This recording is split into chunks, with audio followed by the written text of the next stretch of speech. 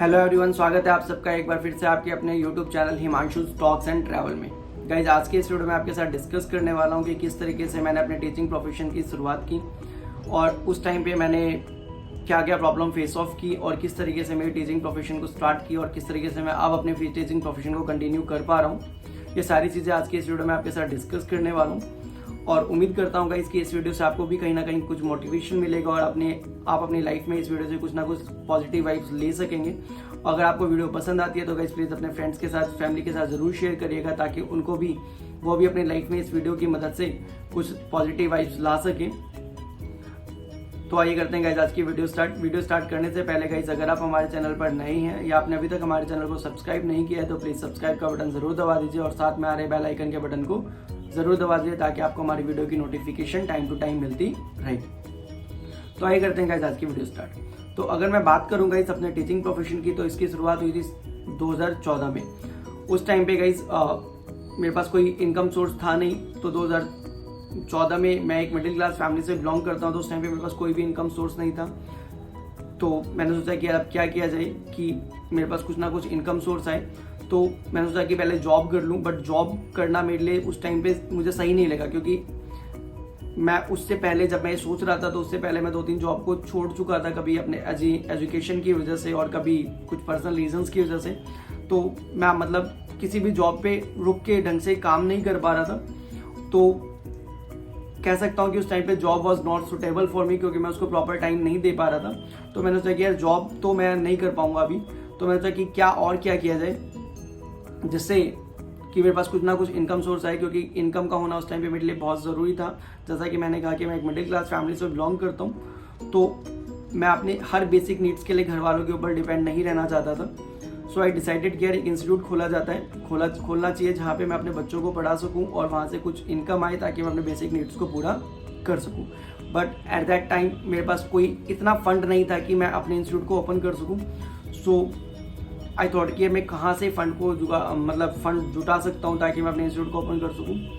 सो मैंने अपने एक फ्रेंड से, मेरा एक फ्रेंड है नितिन नाम का, तो मैंने उसको ये चीज़ें बताई। तो उसने बोला कि यार ठीक है, मैं तेरी मदद करने के लिए तैयार हूँ। सो उसने मुझे 500 रुपये उधार दिए कि ये 500 रुपये अभी मेरे पास है, तो इसको रख सकता है, तो इससे जो करना चाहिए कर सकता है। तो मैं उसके साथ ही दूसरी गया और वहाँ से 4 चेयर्स लेके आया और 4 चेयर्स लाया और मैंने अपने इंस्टीट्यूट की स्टार्टिंग की। और उस टाइम पे मैंने जहाँ पे जो प्रॉपर्टी रेंट पे ली उसको भी उसके मकान मालिक को भी मैंने बोला था कि सर यहाँ पे एडवांस रेंट का थोड़ा सा ट्रेंड है। तो मैंने बोला कि सर एडवांस तो मैं नहीं दे पाऊंगा क्योंकि मैंने अभी इंस्टीट्यूट ओपन किया है और मेरे पास कोई फंड नहीं है। तो मेरे लिए ये अच्छा था कि वो इस बात को मान के उन्होंने बोला कोई बात नहीं बेटा, तू अपने इंस्टीट्यूट को कंटिन्यू कर, अगर नेक्स्ट मंथ मुझे पेमेंट देता रहिए। मैंने कहा ठीक है अंकल। उसके बाद मैंने अपने इंस्टीट्यूट को स्टार्ट किया और फर्स्ट डे ही मेरे पास 2-3 बच्चे आए और मैंने उन बच्चों को पढ़ाना स्टार्ट किया और 2-3 दिनों के बाद ही उनकी फ़ीस मेरे पास आ गई। तो जब मेरे पास उनकी फ़ीस आई तो उसी पैसों से मैंने क्या किया, अपने ट्यूशन के विजिटिंग कार्ड बनवाए और विजिटिंग कार्ड को मैं खुद स्कूल की जब छुट्टी होती थी तो उस टाइम पे अपने इंस्टीट्यूट पे खड़ा होकर उन विजिटिंग कार्ड को बच्चों को डिस्ट्रीब्यूट करता था और धीरे धीरे इस तरीके से बच्चे आते चले गए। फिर कभी बच्चे आ भी रहे थे, कई बच्चे जा भी रहे थे। तो मेरे पास इतना कुछ इनकम उस टाइम पे भी नहीं हो पा रहा था कि मैं अपने बेसिक नीड्स को भी पूरा कर सकूँ और उस प्रॉपर्टी के रेंट को भी दे सकूँ। सो आई डिसाइडेड कि यार ये जो मैंने रेंट लिया है वहाँ पे मुझे अपने जगह को खाली करना। फिर मैंने वहाँ पे अपने जगह को खाली किया और फिर किसी एक छोटी जगह पे अपने ट्यूशन को शिफ्ट किया। फिर मैंने अपने इंस्टीट्यूट को कंटिन्यू किया। बट पूरे सेशन में मेरा जो बैलेंस था वो ऐसे ही चल रहा था, मतलब ना तो प्रॉफिट हुआ ज़्यादा और लॉस भी नहीं हुआ, मतलब नो मार्जिन वाला मैटर चल रहा था उस पूरे सेशन में। तो मम्मी पापा ने बोला कि यहाँ पे जॉब इससे अच्छा कहीं जॉब कर लो या अपनी पढ़ाई को कंटिन्यू कर लूँ। सो पढ़ाई तो चल ही रही थी गाइस, मेरी ग्रेजुएशन चल रही थी दिल्ली यूनिवर्सिटी से। सो आई डिसाइडेड कि यार जॉब करने का कोई फ़ायदा नहीं है। तो मैंने पहले तो ट्यूशन को बंद करना ही सही समझा क्योंकि उस टाइम पे मुझे कुछ फ़ायदा ही नहीं हो रहा था वहाँ पे। तो जिस पर्पज़ से education is the priority for me, but guys कुछ ना कुछ हमारे पास भी आएगा इनकम, तभी उस चीज़ के लिए हमने वो इंस्टीट्यूट खोला था। तो गाइज मैंने सोचा कि चलो इंस्टीट्यूट को बंद किया जाए।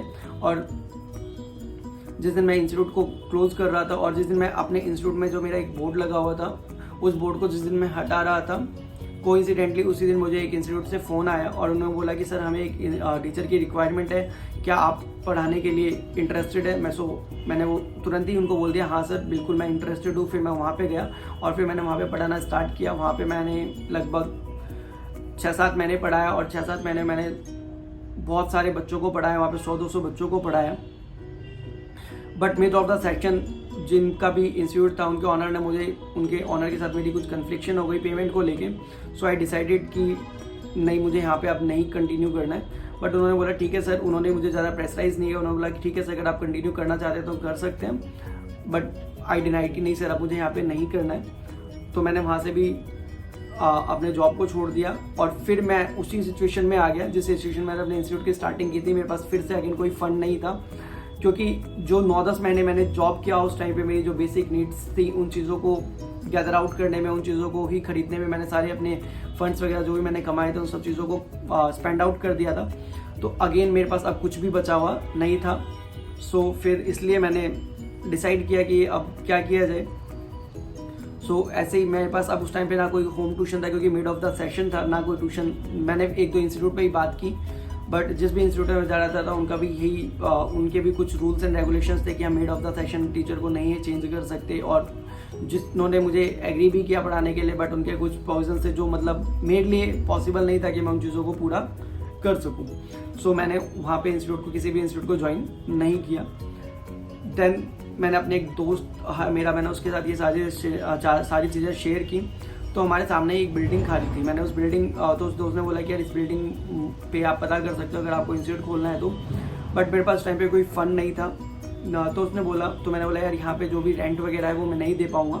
तो उसने बोला एक बार बात करने में कुछ नहीं जाता, एक बार आप बात कर लो। फिर मैंने उनके जो भी प्रॉपर्टी है जहाँ पे ट्यूशन अभी मेरा चल रहा है TGT करियर लॉन्चर क्लासेस, उनके पास कॉल किया कि सर मुझे आपकी प्रॉपर्टी खाली है, मुझे आपकी प्रॉपर्टी चाहिए। तो उन्होंने बोला हाँ प्रॉपर्टी खाली है। तो बट उन्होंने जो रेंट बताया वो मेरे एक्सपेक्टेशन से बहुत ही ज़्यादा मतलब हाई था। मतलब मैंने सोच भी नहीं सकता था कि मैं उस टाइम पे कि इतना ज़्यादा भी रेंट हो सकता है। सो आई डिनाइड कि नहीं सर मैं नहीं ले सकता।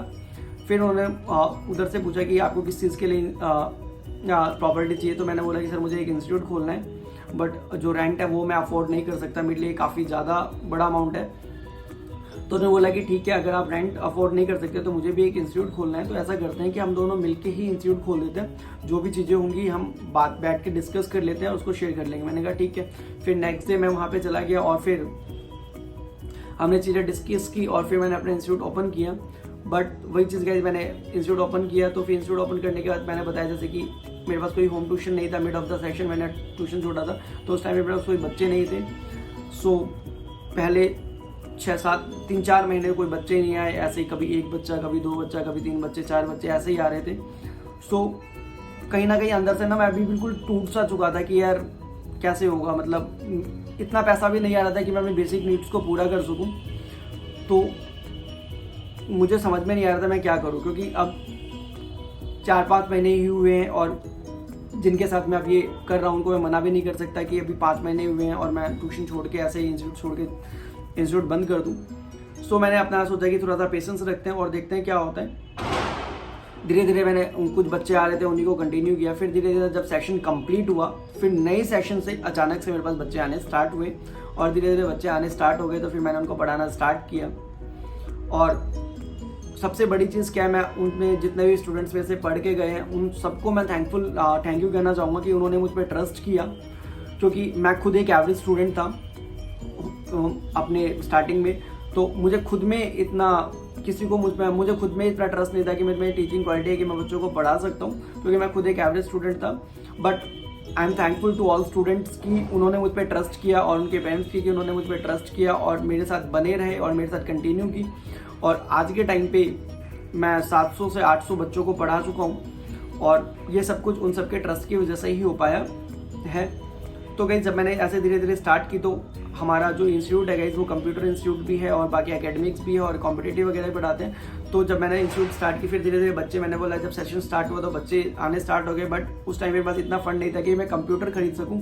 तो मेरे पास सिर्फ एक लैपटॉप था और उसी लैपटॉप पे 4-4 बच्चे, जो भी 4-4 बच्चे पढ़ रहे थे, क्योंकि मेरे पास इतना फंड नहीं था कि बच्चों को। But I am thankful to all students कि उन्होंने मुझ पर ट्रस्ट किया और उन्होंने पेशेंस रखा और धीरे धीरे ऐसे मेरे पास फीस आती गई, फिर मैं कंप्यूटर्स वगैरह लेके आया और आज के टाइम पे हमारे पास कंप्यूटर भी हैं और आज के टाइम पे हमारा इंस्टीट्यूट बढ़िया चल रहा है।